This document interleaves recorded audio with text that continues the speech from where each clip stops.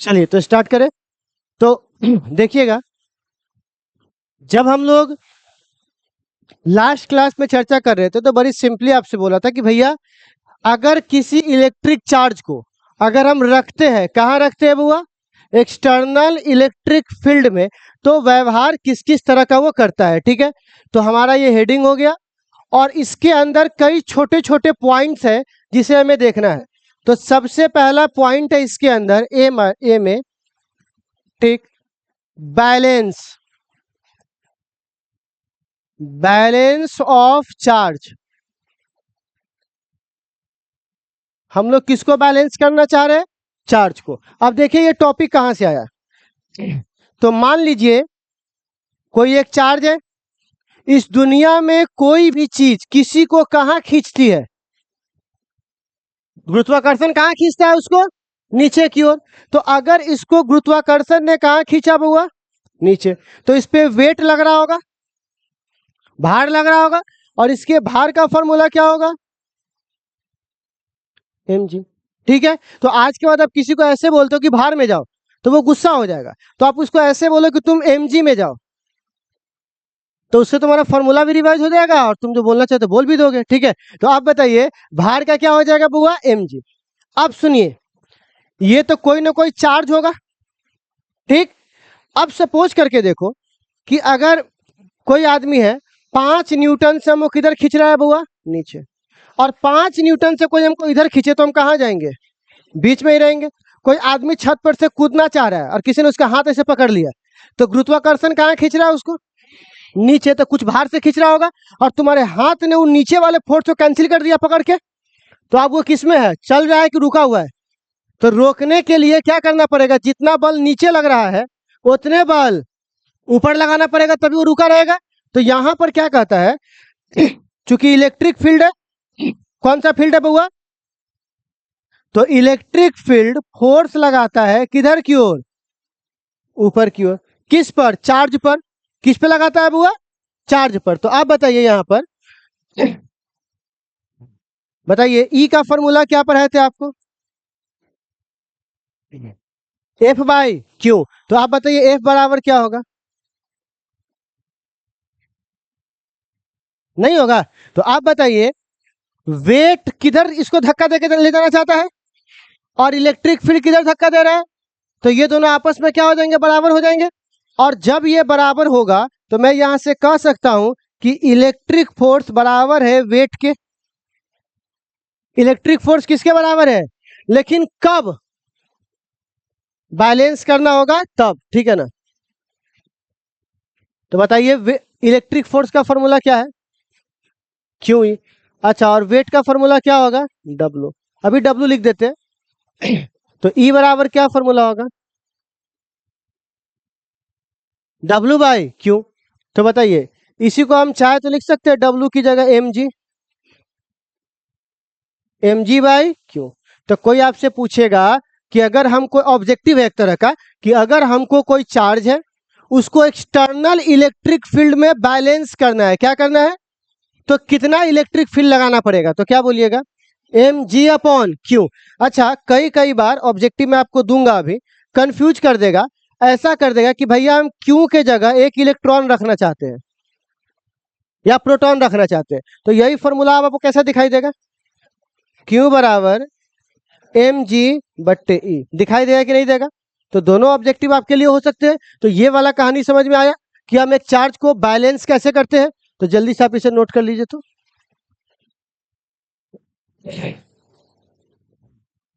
हम चार्ज को बैलेंस कैसे करते हैं?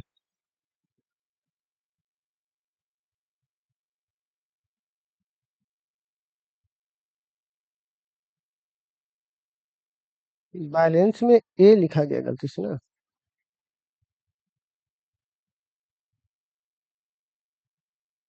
ठीक है क्या? आपको इसको क्लिप को काट लेगा, बोलेगा ये देखिए न्यूटन वाले ने लिखा गलत, खोल दिया पर्दा।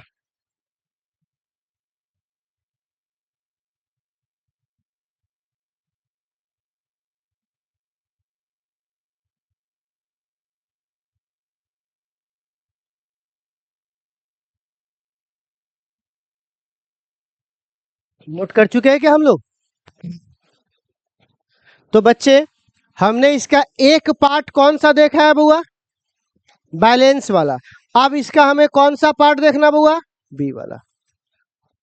बी वाले पार्ट में हम लोग सीखेंगे नेचर।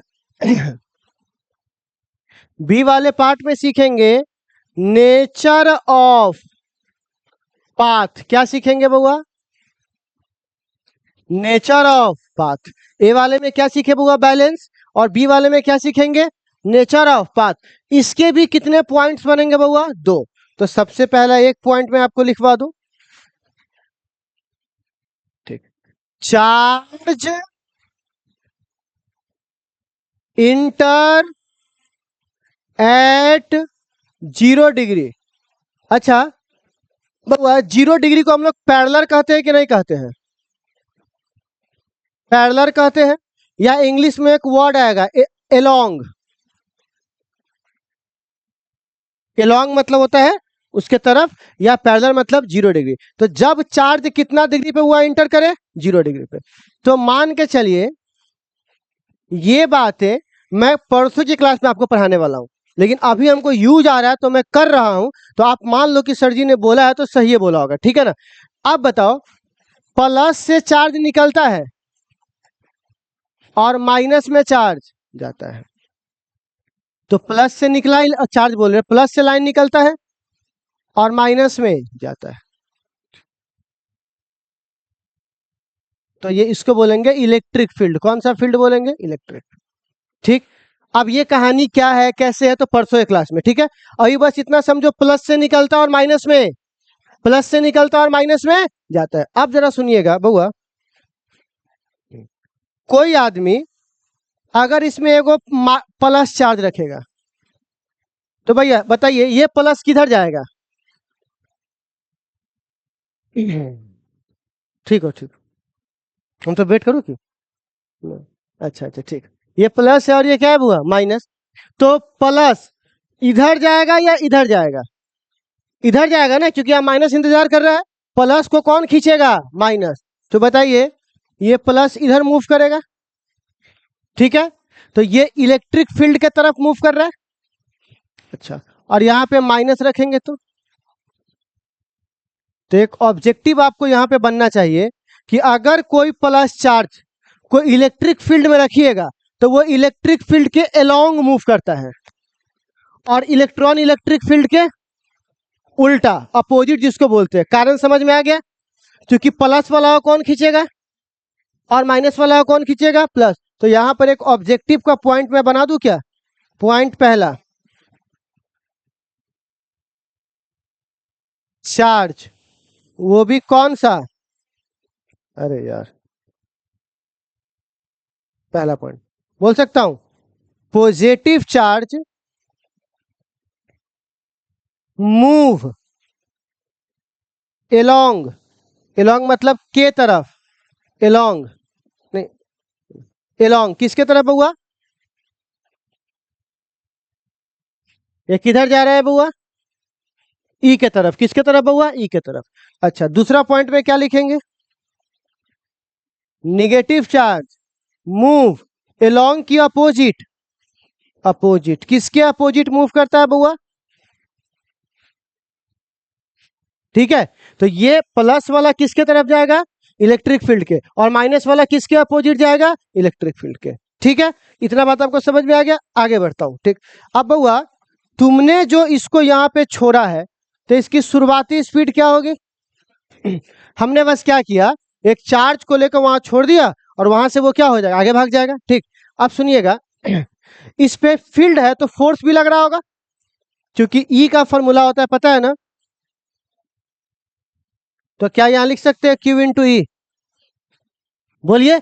जहां फील्ड है वहां फोर्स है, जहां फील्ड है वहां क्या है? तो बताइए, यहां पे फोर्स लग रहा है। किस फोर्स से ये प्लस आगे जा रहा है? क्यू ई से। किससे आगे जा रहा है बुआ? क्यू ई से। तो अब हमको बताइए तो, इलेक्ट्रिक फोर्स यहां पर क्या है बुआ? Q इंटू ई। कोई दिक्कत? और अगर कोई चार्ज एक्सलरेशन पकड़ता है, क्या पकड़ता है बुआ? तो नौमा से लेकर 11th-12th क्लास में हम लोग पढ़ चुके हैं एफ बराबर एम ए, न्यूटन ये गति का नियम।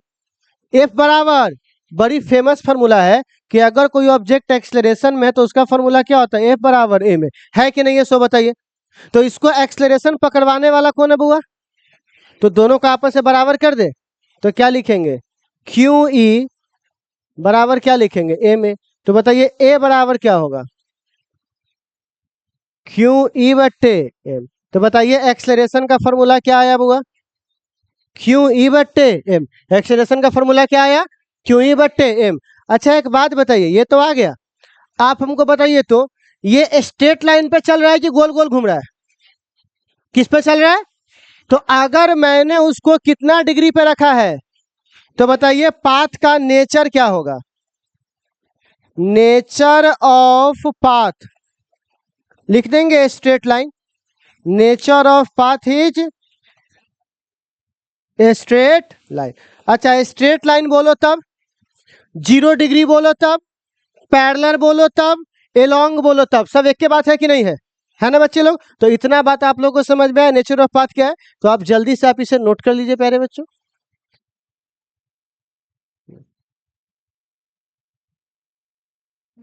हेलो,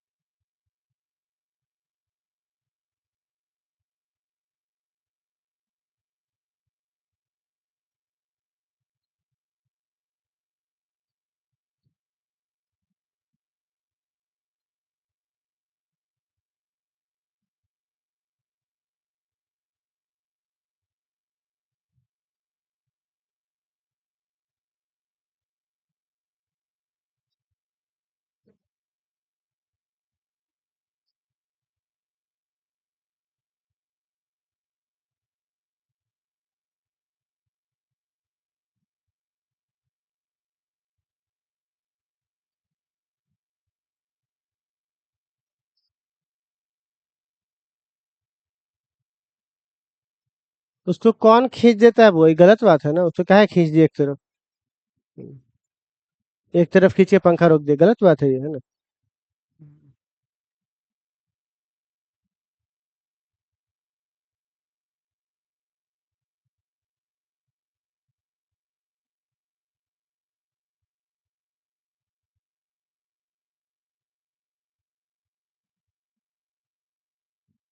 हो गया बच्चों, ये वाला लिख लिए। तो नेचर ऑफ पाथ हमारे लिए क्या हो जाएगा बुआ, स्ट्रेट लाइन। सब लोग लिखिए।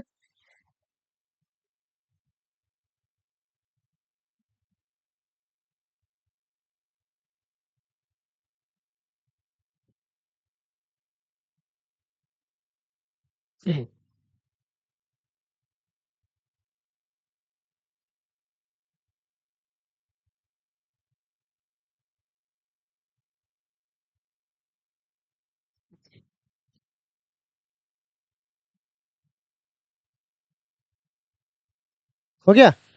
अच्छा आपने 9वां क्लास में एक फॉर्मूला पढ़ा होगा, v बराबर u plus a t, s बराबर u t plus v square बराबर यू स्क्वायर प्लस 2s पढ़े हैं?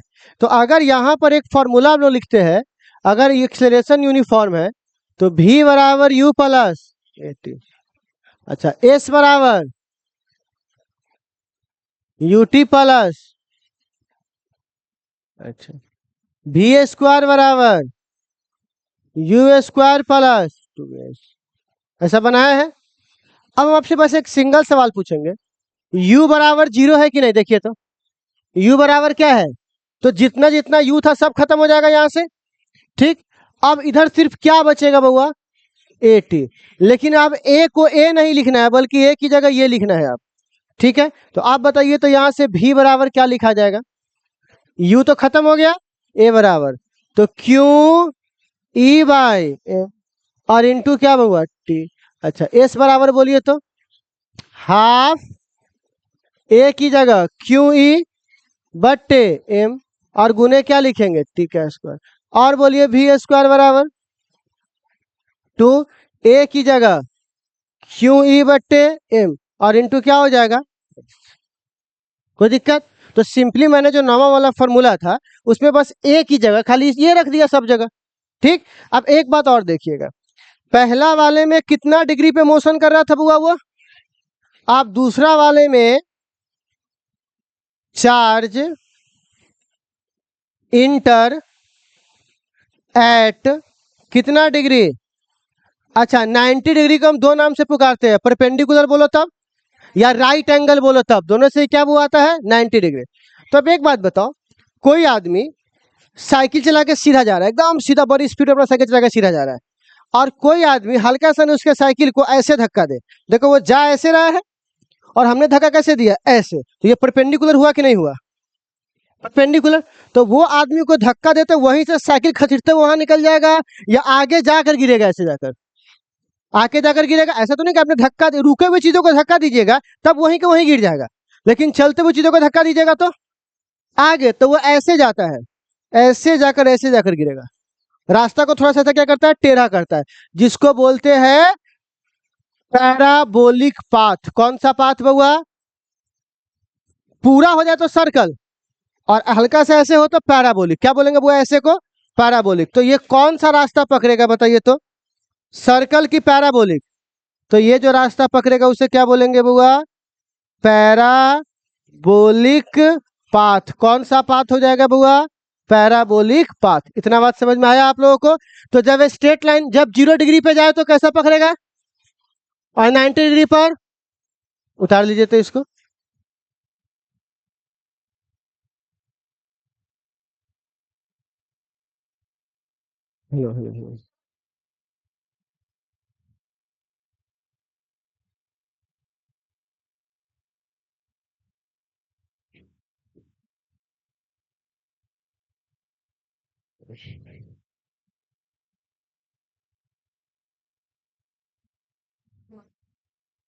क्या हुआ, हो गया।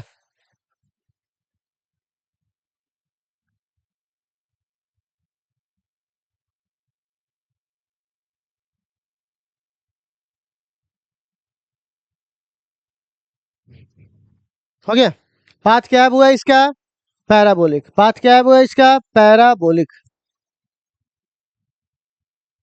आगे बढ़ते हैं। ठीक है,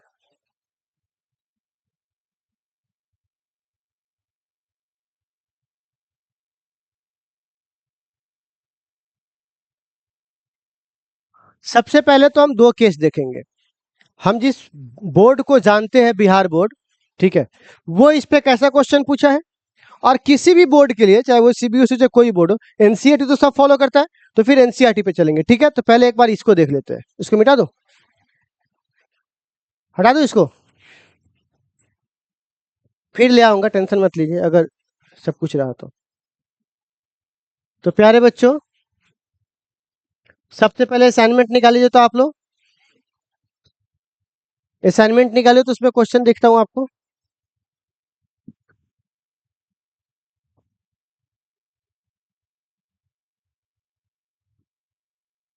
पहले हमको तो मिल जाए भाई।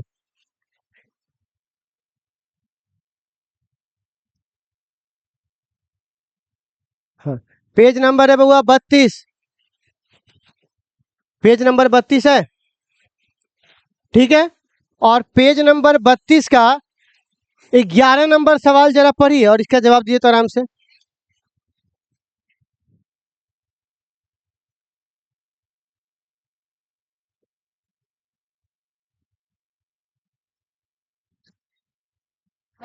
लिखा हुआ नहीं है, नहीं दिख रहा है तो ना जो धरा हुआ है। हाँ, 32 है। क्वेश्चन पूछ रहा है, अगर एक इलेक्ट्रॉन कौन सा डायरेक्शन, सेम डायरेक्शन मतलब 0 डिग्री, कितना डिग्री हुआ पर इंटर करता है तो उसका पाथ ऑफ इलेक्ट्रॉन क्या होगा, तो पाथ क्या होगा उसका पैरेलल। देखिए आपका क्वेश्चन है 2024, तो आप ऐसा भी नहीं कर सकते ऑब्जेक्टिव नहीं आता इससे, ठीक है। एक तो ये हुआ बस अब रुक जाइए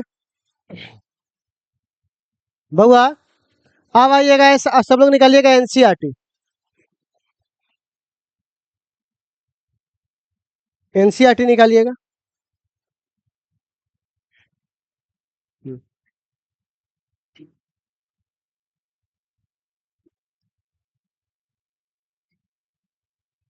चलो। एक सवाल है, पेज नंबर 46 होगा, 47। चलो ये सवाल देखिए। ठीक, इस सवाल में कुछ भी नहीं दिया है, एक न्यूमेरिकल वैल्यू नहीं दिया हुआ है, लेकिन सवाल कैसे पूछ रहा है वो देखिए। क्या लिखा हुआ है बुआ? ट्रैक्स। कितने ट्रैक्स है? जो कि ये दिखाई दे रहा है। ठीक, आप कह रहा है इस पे कौन चल रहा है? अच्छा, फील्ड कैसा है बुआ यहाँ पर? यूनिफॉर्म। तो क्या बताना है? तो ये तो आप बता ही सकते हो, ये प्लस है, और अगर ये इधर मुड़ गया तो बताइए Q1 का नेचर क्या होगा बुआ? निगेटिव है, तभी तो किसकी ओर घुमा है? प्लस की ओर। दूसरा देखिए, ये भी क्या होगा? तीसरा बोलिए तो पहले हम एक काम करते हैं, इस क्वेश्चन के लिए जगह छोड़ करके और पहले सॉल्यूशन में ये वाला 3 बात लिख लीजिए, तो Q1 Q2 Q3 का, फिर अगले पे चलते हैं। ठीक है ना? क्वेश्चन के लिए जगह छोड़ लीजिए, कितना में हटेगा, और सॉल्यूशन में लिख लीजिएगा Q1 negative, Q2 negative, Q3 positive. ठीक है, सब घर क्लास बना लीजिएगा घर पे, उसको क्वेश्चन जो घर पे बना लीजिएगा, सॉल्यूशन करना स्टार्ट कीजिए।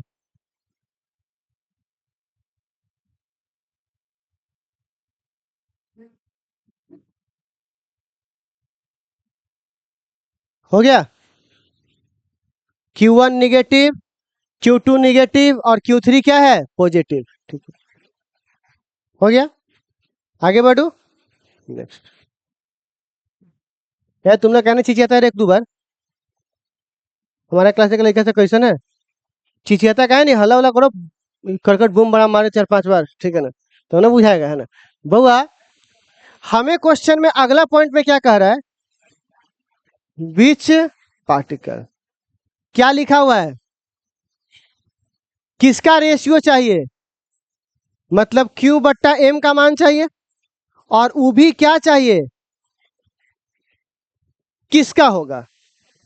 अब इस सवाल देख के तो आदमी सीधे छितरा जाए कि भैया कुछ दिया हुआ है नहीं, और सीधे करा चार्ज में मास का रेशियो किसका ज्यादा होगा, करे तो क्या करे? ऐसी अवस्था में कोई चिल्लाने की कोशिश करे तो बगल वाला मारेगा भराम से मुंह पे, चुप नहीं यार, है ना? क्योंकि वो सब लोग इसमें दिमाग लगा रहा है। अब इस चीज का जवाब मैं बहुत पहले दे चुका हूं। सबसे पहले एक बात बताइए, सबसे ज्यादा अपने पाथ से विचलित कौन हुआ है? पहला वाला, दूसरा वाला, या तीसरा वाला? आप देख के बताइए, सबसे अधिक अपने पथ से कौन विचलित हुआ है? तीसरा वाला, साफ साफ दिखाई दे रहा है जिसको अनुजोत नहीं धरा होगा।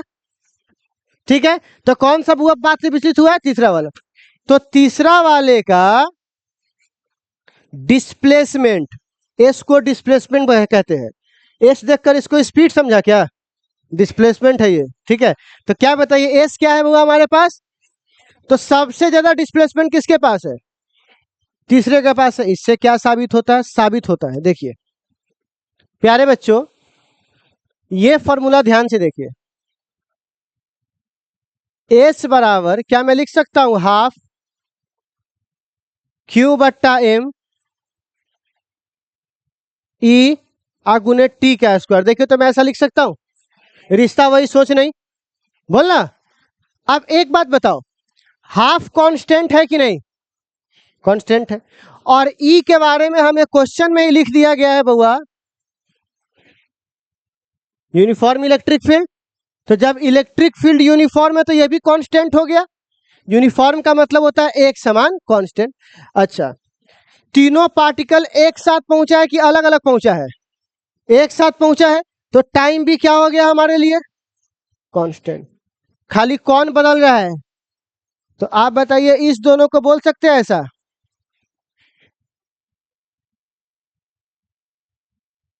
तो अब ऐसा मैं कह सकता हूं, इस फॉर्मूला के हिसाब से जिसका डिस्प्लेसमेंट ज्यादा होगा उसका चार्ज बाई मास का रेशियो भी क्या होगा?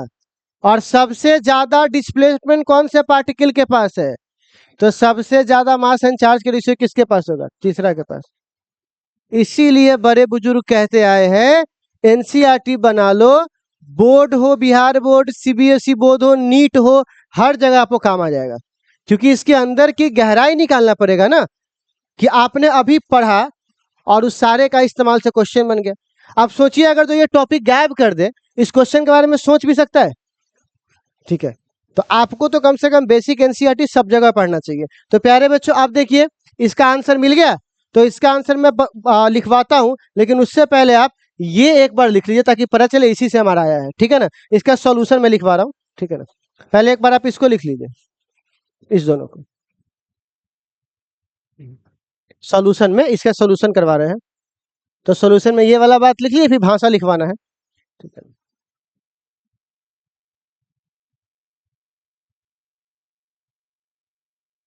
हेलो हेलो हेलो, लिख लिया बच्चों?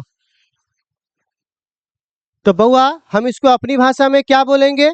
डिस्प्लेसमेंट जो है वो डायरेक्टली प्रोपोर्शनल है किसके, और सबसे ज्यादा डिस्प्लेसमेंट किसका है? तो हम कह सकते हैं चार्ज बाई मास का रेशियो भी सबसे ज्यादा किसका होगा?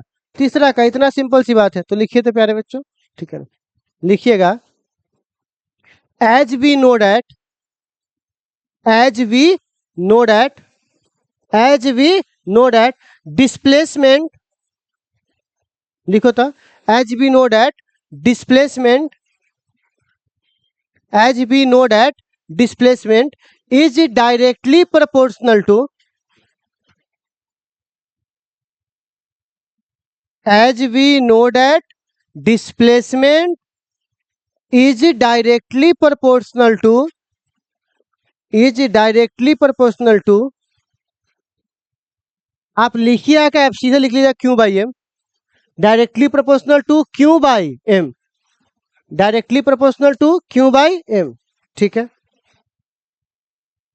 सो s o, so displacement, so displacement is maximum, so displacement is maximum in third particle, कौन से पार्टिकल में मैक्सिमम है?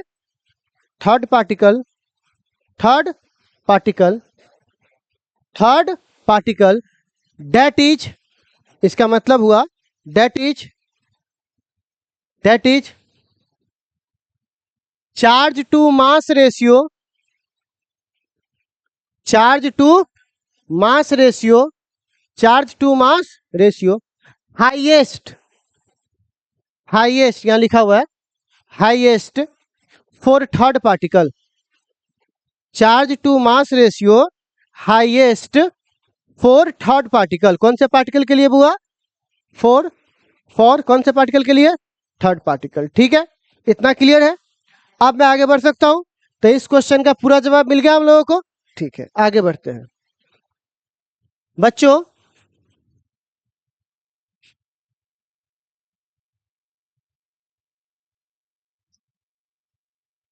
बउआ बातचीत नहीं कीजिए, 1 मिनट आपसे रिक्वेस्ट है।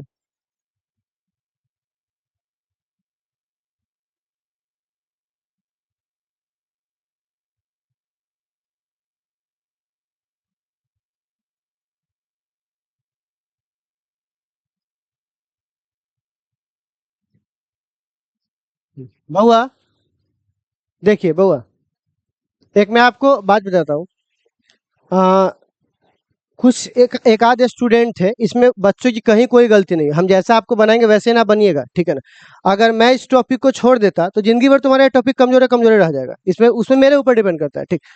तो कई बच्चे आए, अभी तो बहुत सारे बच्चे ऐड हो रहे हैं ना धीरे धीरे।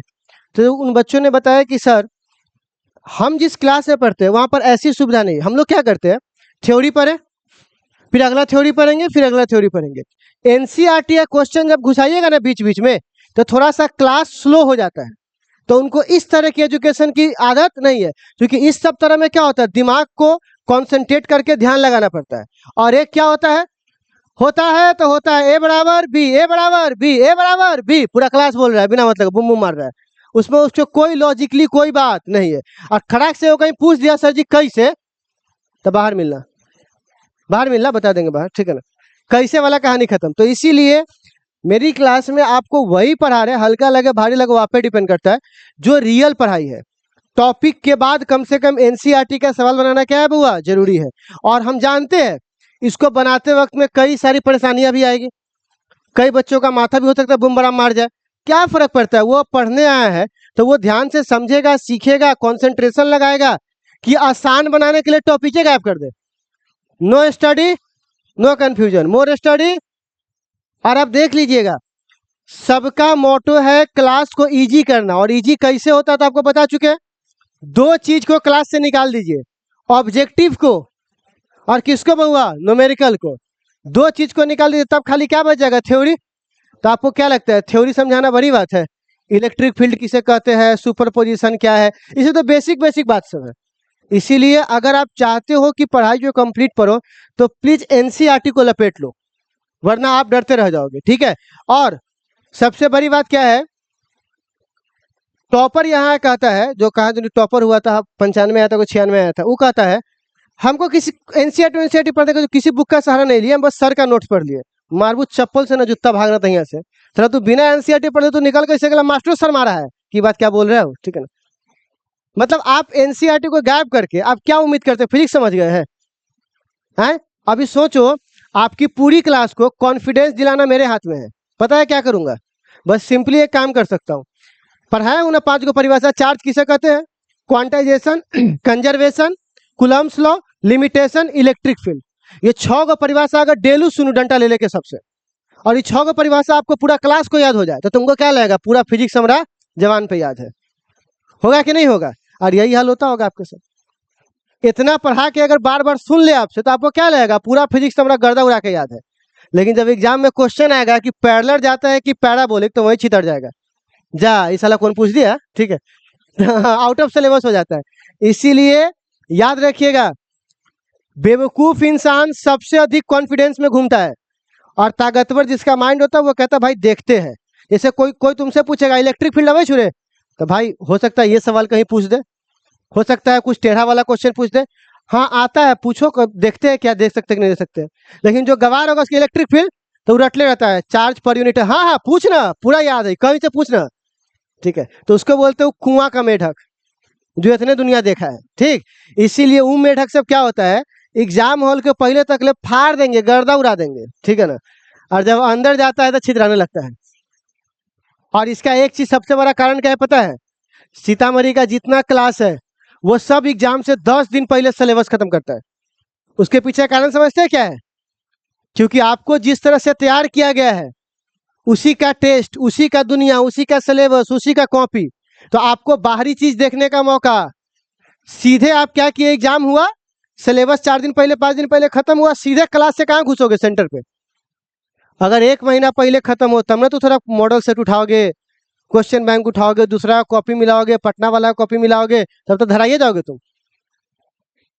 तो उस करने की जरूरत, सीधे क्या मिलेंगे हम लोग, एग्जाम से। और इसको तुमको क्या समझाएंगे, हम ज्यादा पढ़ाते हैं तब ना हम अभी तक खत्म कर रहे हैं।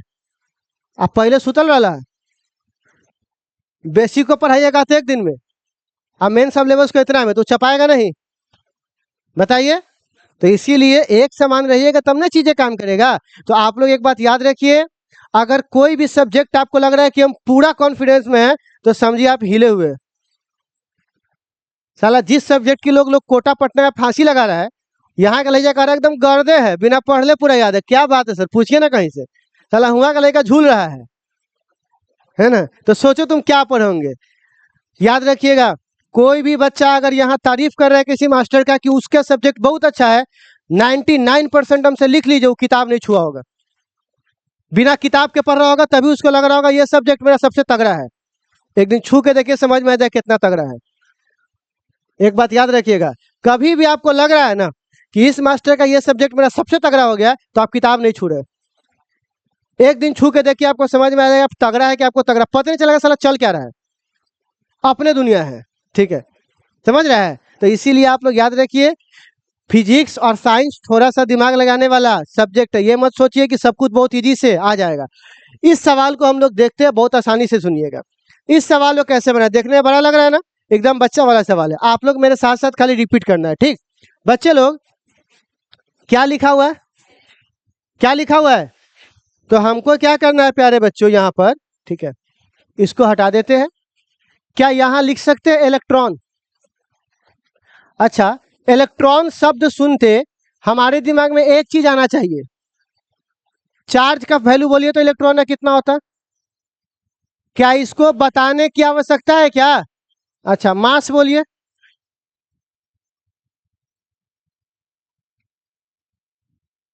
इसमें कोई दिक्कत तो नहीं है? अच्छा, क्या कर रहा है? फॉल मतलब क्या होता है? देखो, दो चीज होता है, एक होता है फेंकना, बॉल को ऐसे फेंकना, मतलब उसमें आपका बल लगा है, और एक होता है सीधे ऐसे गिरा देना, इसको बोलते हैं फॉल, गिर गया। तो जब फॉल बोल दिया, यू बराबर क्या हो गया? 0। तो बताइए, फॉल बोल दिया तो यू बराबर कितना डिस्टेंस है? और डिस्टेंस को सूचित किससे करते हैं? कितना?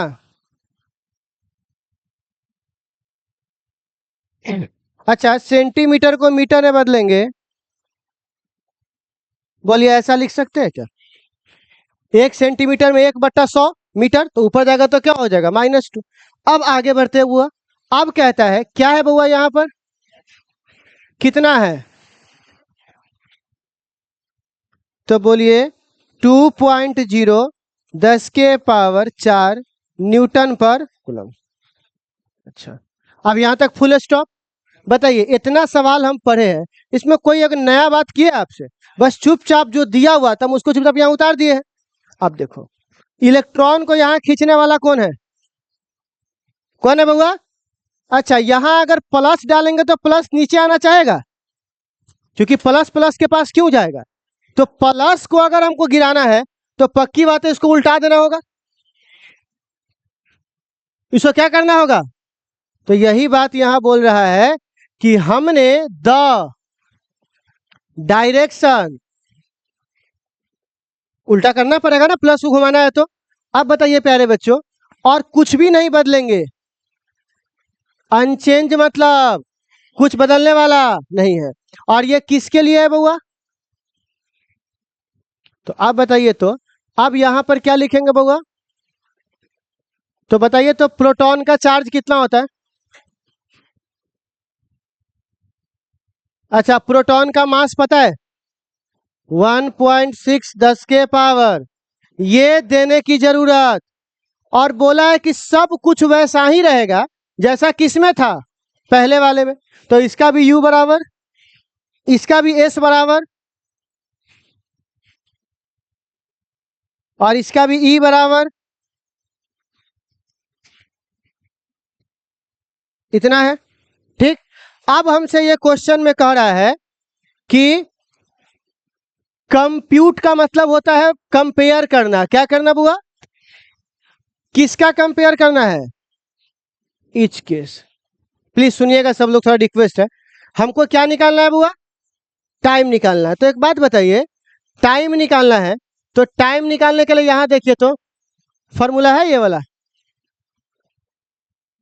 सुनिए बुआ, यहां देखिएगा, यहां पर भी की वैल्यू हमको पता है, तो ये वाला फॉर्मूला नहीं लगेगा, लगेगा क्या?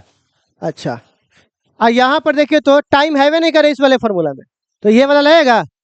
तो कौन सा फॉर्मूला लगेगा? एस बराबर हाफ AT का, यही ना फॉर्मूला लगेगा। तो हम T निकालेंगे, लेकिन पहले क्या निकालना पड़ेगा? A का मान निकालेंगे तब ना इसमें रखेंगे फॉर्मूला में। तो पहले यहाँ पे बताइए, तो A का फॉर्मूला रखेंगे। तो अभी मैंने आपको पढ़ाया है A बराबर, देखिए तो अपने कॉपी पर,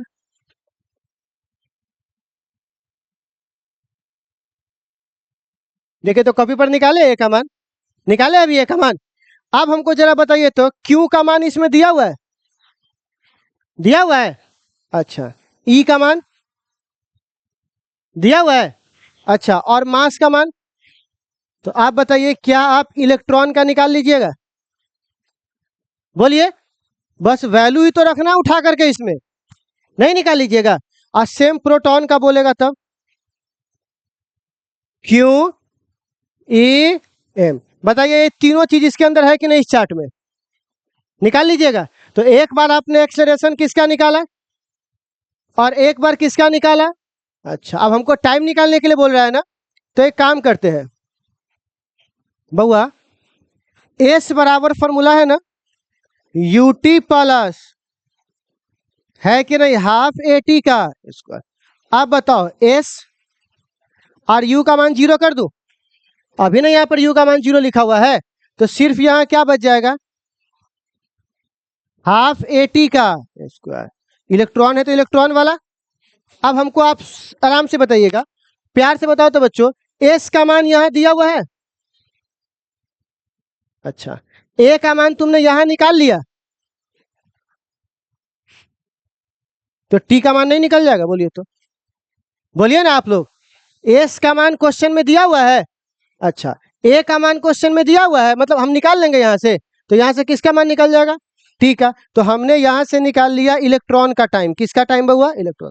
अच्छा, प्रोटॉन का भी टाइम पूछ रहा है, तो एस बराबर यू टी प्लस, तो आप बताइए एस यू 0 हाफ प्रोटॉन का एक्सेलरेशन और टाइम प्रोटॉन का। बोलिए नहीं निकल जाएगा?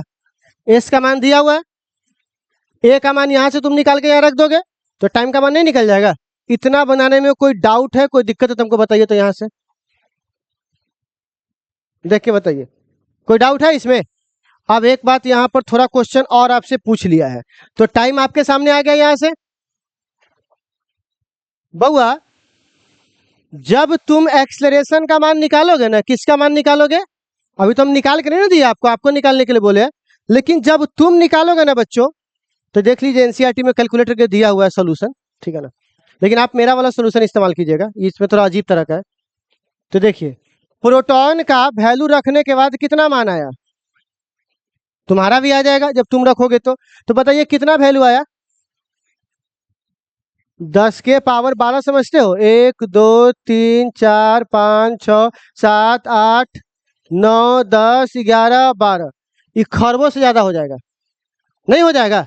इतना किसी के पास पैसा हो, इतना खरब, तो आप बताइए गुरुत्वाकर्षण में जी का मान कितना होता है, एक्सेलरेशन का मान 10 होता है कि नहीं होता? 9.8 कोई 10 कहते हैं। आप किसी के पास खरब रुपया हो और किसी के पास 10 रुपया हो, कोई तुलना है उसका? तो यही बात ये क्वेश्चन में कह रहा है कि जो तुमने एक्सेलरेशन निकाला है प्रोटॉन का और इलेक्ट्रॉन का, उसका एक्सेलरेशन ड्यू टू ग्रेविटी के साथ तुलना कीजिए, तो क्या बोलेंगे कि हम इतना बड़ा वैल्यू के सामने इसको क्या कर सकते हैं बउआ, इग्नोर, इसकी कोई जानकारी हमारे पास नहीं रहेगी। तो बताइए प्यारे बच्चों, इस सवाल को समझने में कोई आपको डाउट है बउआ? एकदम इजी से मैंने अपने हिसाब से आपको समझा दिया, थोड़ा आपको आदत नहीं है इन सब चीजों का, न्यूमेरिकल डील करने का, बाकी बहुत इजी है। इलेक्ट्रॉन दिया था और क्या दिया था बउआ, प्रोटॉन। दोनों का डेटा हम यहाँ अलग अलग उतार दिए, दोनों का डेटा जैसे अलग अलग उतारे, सबका वैल्यू उतारने के बाद किसका निकालेंगे, एक्सेलरेशन, और इसका भी क्या निकालेंगे, फिर क्या निकालेंगे, टाइम और टाइम। तो इतना काम करके आप लोग आ सकते हैं। तो जल्दी से आप उस क्वेश्चन के लिए जगह छोड़ के इसका सोल्यूशन उतारिए तो यहाँ से, ठीक है ना।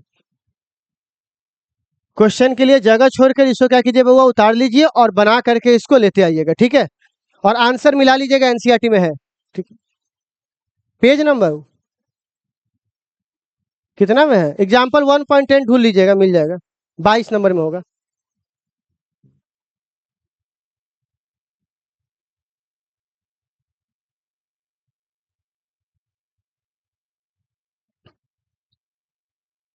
वन पॉइंट एट है, ठीक है, चलो 22 22, आप किसी में अलग अलग उस